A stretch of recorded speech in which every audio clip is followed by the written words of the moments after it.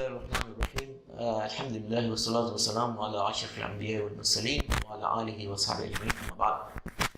Today from New Horizon Consulting Services we have the pleasure to share with you 21 ways to unlock your potential.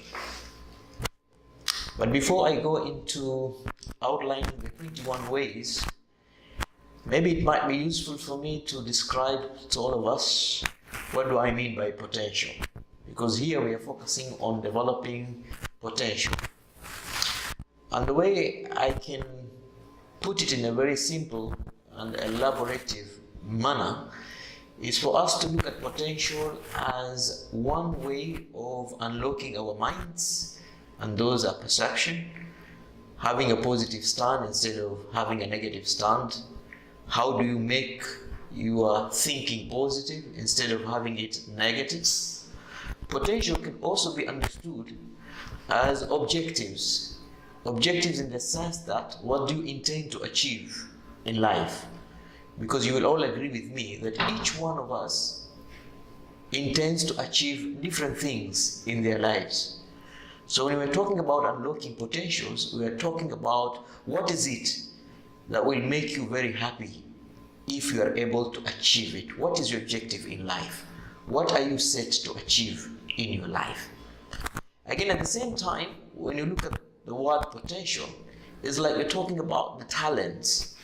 I mean, we are all talented in different ways. Some of us can play football very well. Some of us can play basketball. Some of us can teach. Some of us can treat. Therefore, looking at potentials, we are talking about you discovering what you're made of, discovering what is it that you can do very easily and make your life fulfilling. Potential is also that process where an individual is able to find excitement in what they do. Because when you do what you love and you love what you do, you become very excited with your life. And that is where actually I can say career originates from. A career is something that you do with your life that you will enjoy doing it every day, whether somebody pays you or doesn't pay you. So potential are those excitements that you are able to discover and then work on them until you become perfect in that particular aspect of you. Potential is also, in a business language, the negotiating power in order for you to settle on the aspect that will make you satisfied with your life. Potential also means how you can utilize your time very well so that you can achieve the maximum of what you want to achieve within a very short time. Also, potential could be analyzed to mean the inspiration. That means, what is it if you work on will give you a permanent inward inspiration that will make you work on what you're working on for a long time without getting tired. Potential is what you admire. And when you admire, you will always strive to achieve that which you admire. And ultimately, they say you will acquire. So unlocking your potential is trying to find out what is it that you admire in life? What is it that you think you would like to happen to you in life? How would you like other people to see you in life? How would you like other people to describe you in life? At the same time, potential means what and how can you learn easily in your life? Discovering that which you can learn very easily and then learn it very well. Some of us can easily learn technical education, technical language, technical operation. Some of us, we can learn languages very easily. Some of us, we can learn drawing, design, cultural aspect. What is it that you can learn very easily so that you can spend a lot of your time learning that which is easy for you to learn and then use it to make good living for yourself and of course for others. And to me, that is the meaning of potential. So how do you develop this potential? I have prescribed, and this is not all inclusive, about 21 ways to unlock your potential. One is to write a letter to your past self. And this means writing a letter to yourself to explain to you how you have been able to spend your past days. In that process, you will be able to discover whether you spent your days in primary school very well so that you don't make mistakes in high school, and then look at high school so that when you go to university you don't repeat the mistakes you made in high school. Then you also, after university, you look at your life at the university so that when you go out to face life, now you don't repeat the mistakes you made in the university. The whole process is to enable you see where your strengths are, where your weaknesses are, what opportunities lie ahead of you, and what weaknesses you need to handle with yourself in life. Number 2, they say the best way of predicting future is to create it. And there is no better way of creating future than analyzing it through a letter, so that you explain to yourself what kind of future would you like to see for yourself. How do you want your tomorrow to look like? What kinds of things do you want to do so that your tomorrow will be greater than your yesterday? So sometimes you need to write that letter so that you can be able to prepare yourself. Of course, it goes without saying that prior preparation prevents you from poor performance. So when you sit down to write a letter to describe the future that you want to see, definitely it will be a commitment.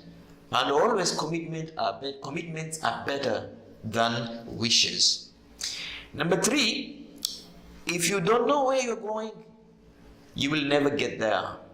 You can never hit a target that you cannot see, and you cannot see a target which you don't have. For it's important in life to pick a goal. Human beings are described as goal-oriented organisms. Without a goal, sometimes you lose direction of your life. You must always be sure what is it that you are working for to achieve in your life. This by itself motivates you to work without getting tired, because you know ahead of you, after working for 5 years, you will drive a certain type of a car. After 10 years, you will move to another level of your career. After 15 years, you will change your title. And after the end of your life, this is the legacy you will leave behind. So picking a goal is like putting yourself in the right gear in every moment, living with optimism, being appreciative to what is happening in your life, and going above any limitation that life poses. So goals are a very good way of keeping yourself on toes so that you do not get tired until you achieve what you want to achieve in your life. Number 4, it's always good to have a schedule. You have to plan. You need to understand where you come from, where you are at the moment, and where do you want to go. And that is why it becomes a very beautiful strategy for you to set a routine. There are things that you need to do very early in the morning, and there are things you need to do as the day progresses, and there are things you need to do when the day is ending, so that you are able to see your day being fruitful. You sleep with a lot of satisfaction, and you wake up in the morning with a lot of inspiration. And with that, you will cultivate within you a very powerful determination to continue doing what you are doing. There is no avenue of greater motivation than satisfaction. And you cannot get satisfaction until you realize you're spending your time very well, doing things that are fruitful and rewarding to your life. Number 5, along the way, whether we like it or not, there will be distractions, there will be obstacles, there will be things that will try to rob you of your efforts to reach your goals. These distractions could be excessive use of internet, excessive use of social media, having a very bossy supervisor frustrations of families, too many friends. Therefore, you need to know who is actually standing, what is actually standing between you and your success. And that's why people sometimes say you must be like a river. You dodge the obstacle that will stop you from flowing to reach your ocean. And as you live your life, it becomes very crucial to identify knowing your problem is half solving that particular problem. It's also important to remember, with our thoughts, we make ourselves, and with our thoughts, we break ourselves. Therefore, we must be mindful of our thoughts. If you think you can, you can, and if you think you can't, you can't.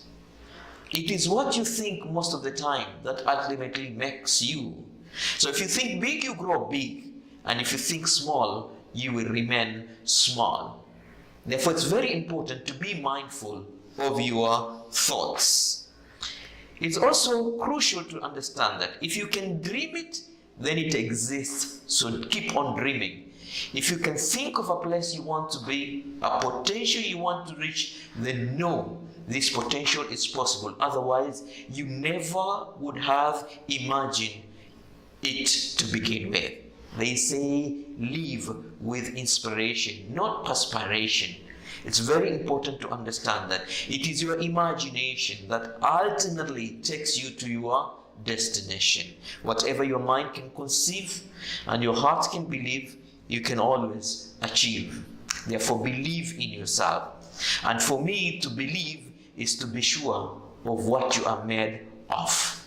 And with all due respect, all of us, we are made of substance, psychologically, spiritually, and physically, that can give us the power we want to get anything that is out there, and it has our name on it for us to grab it and enjoy our life with it, and also share it with other people. If you think you suck at something, you are stuck with something, you will always get stuck at it. It's simple psychology.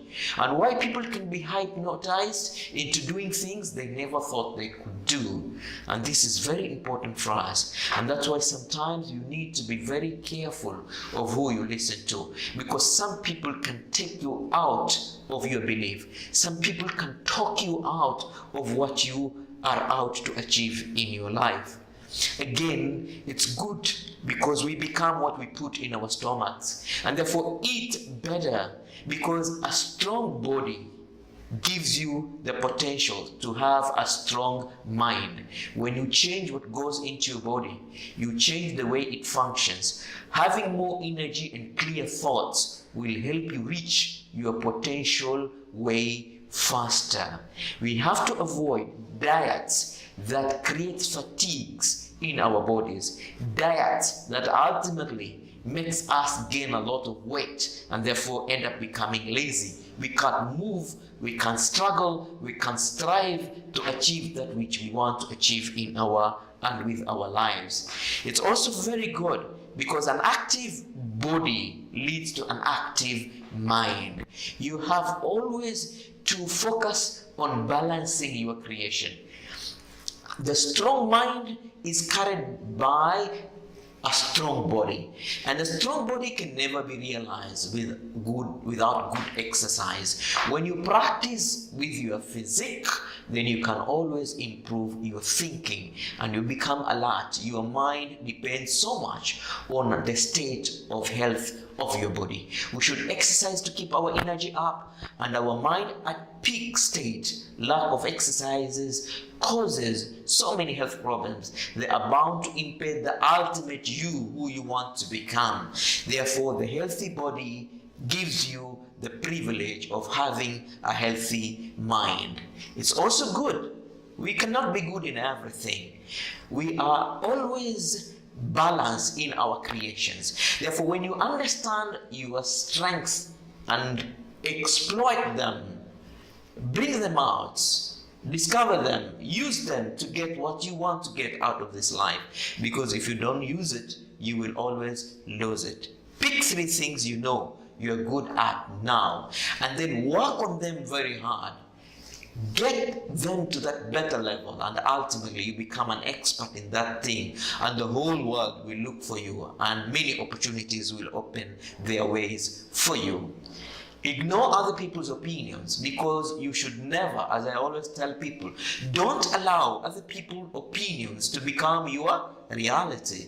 Sometimes people say mean things because they are in bad mood or have their own hang-ups. You should never value another person's opinion higher than your own opinion. If we allow passing comments to rule our lives and what we think we can achieve, we will always get nowhere. It's not what people say you are that is what you are. It's what you say you are, and that's who you truly are.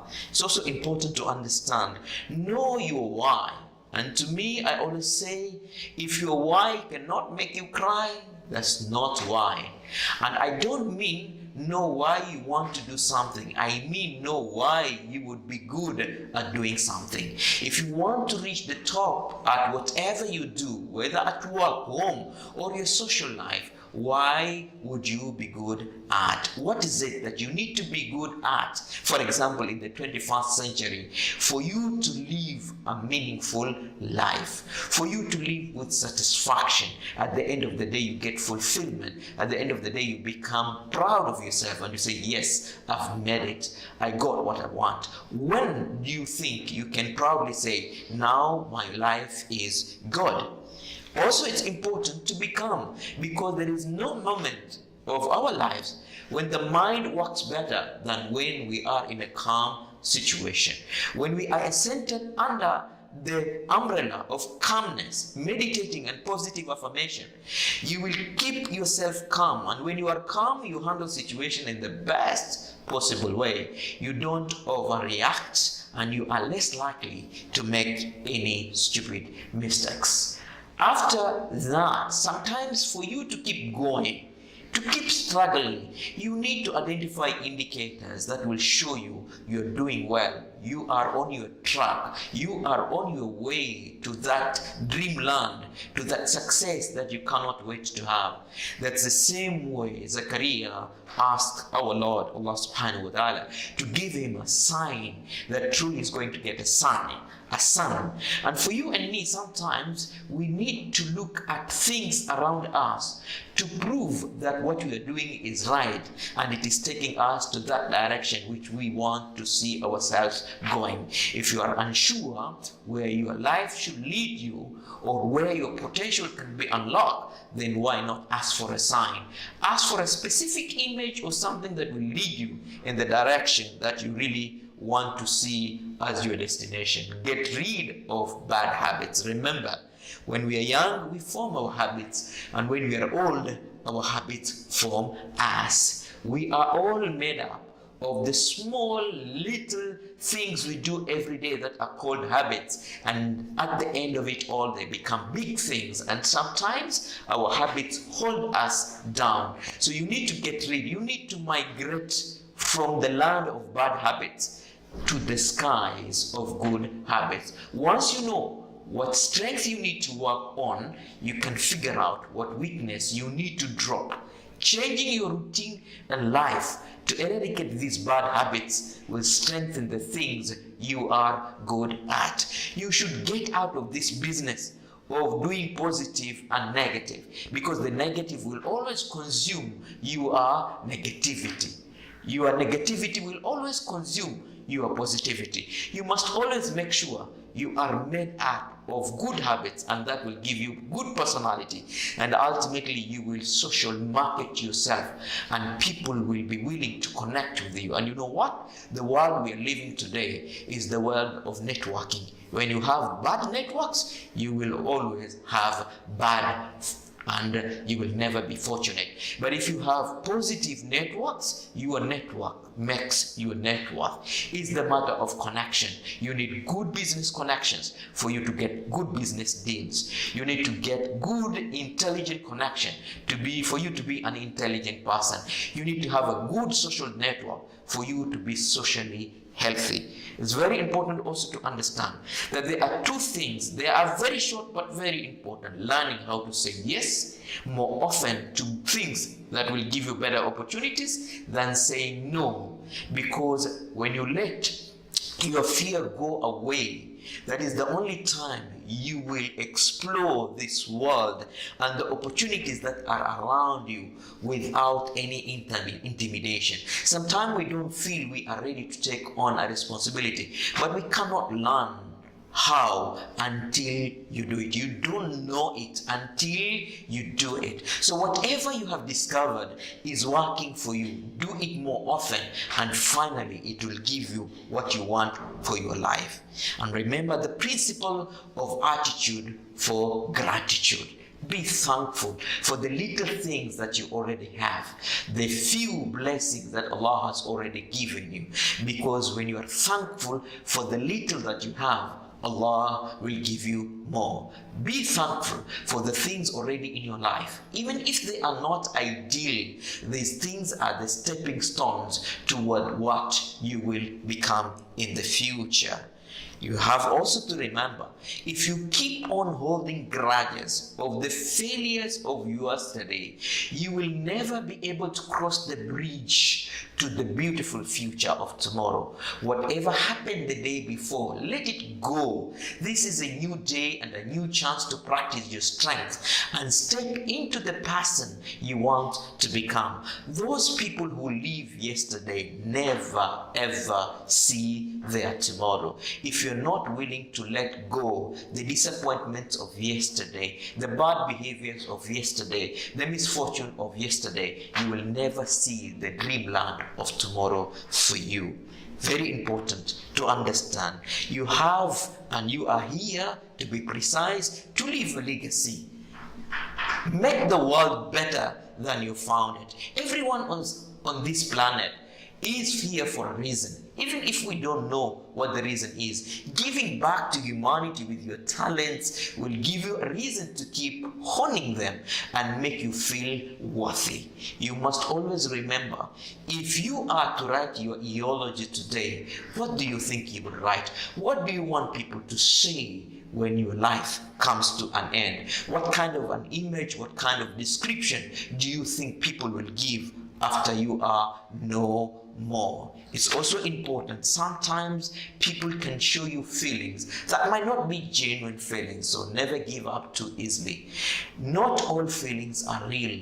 Sometimes we are having a bad day. That does not mean that our grouchy mood should be acted on. Try to act in light and happiness at all times, and you will open more doors in your relationship and life. Put a smile on your face every time. Do not reciprocate with negativity, even when somebody shows you a negative attitude. Pay bad with good, and ultimately you will enjoy only that which is good. And with this I say thank you, and may God bless you.